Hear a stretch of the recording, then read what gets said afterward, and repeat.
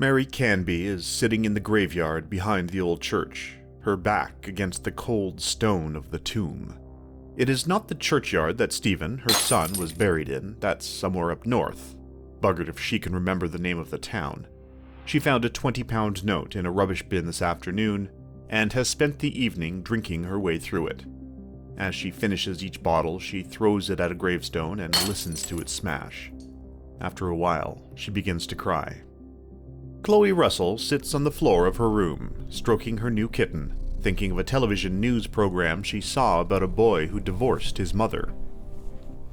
She misses the old cat, who was crushed underneath the wheels of her mother's latest lover's latest BMW.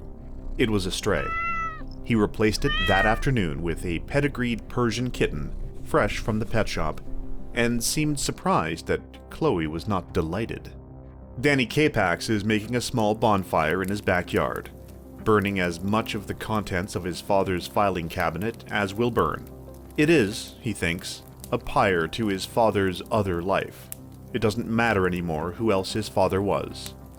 He isn't burning everything. Danny slid a couple of blank passports into his back pocket.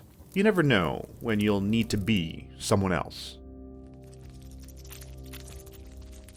In the darkness, Tom Flaherty feels a spider stepping tentatively over his eyeball. A maggot squirms between his toes. An army of ants marches up one arm. He would scratch at them, but his arms are bound to the bed by leathern straps. He does not dare to open his mouth to scream. There are flies and things like flies swarming over his lips, probing and buzzing and kissing. Tiffany sits in the leather chair and tells the studio audience how she found her new life, how the palace of sin was destroyed.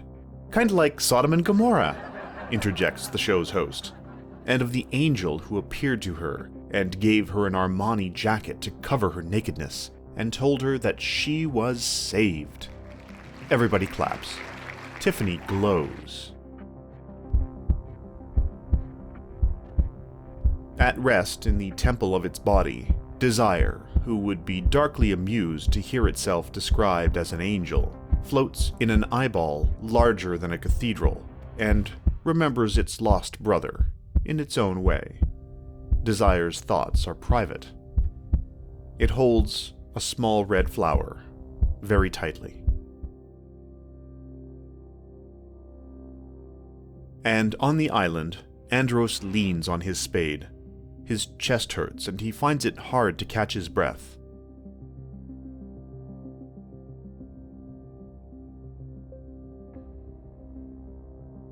Andros takes the linen-wrapped bundle from his son. We will put him to rest, thinks Andros Rodokanakis, beneath the cherry tree, and perhaps his spirit is in Elysium with his beloved Eurydice, and perhaps his spirit has returned to darkness, or to nothing. And perhaps he is at rest, and perhaps his spirit will move into the cherry tree, and in spring the new blossoms will be his, and in summer the cherries will taste of true poetry and song, and when Andros tastes them, he will feel young again. No, Andros knows he will not live to see the tree blossom again.